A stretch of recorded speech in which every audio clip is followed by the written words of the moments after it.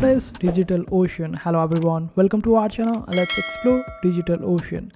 So DigitalOcean basically provides the infrastructure for your digital needs, and they are a service provider and they provide the hardware cloud, so you don't have to invest heavily on the cloud system.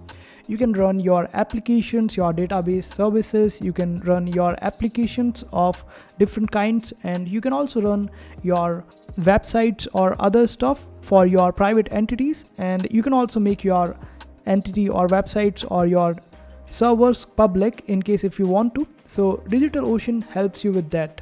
DigitalOcean basically owns the server and maintains these servers, but these servers can be accessed by anyone who is willing to pay the price for it on a monthly basis or on hourly basis, and on the basis of that payment you would be getting the access for these servers that you can reprogram according to your needs and requirements, and you can utilize these clouds for your needs, and it is quite cost effective.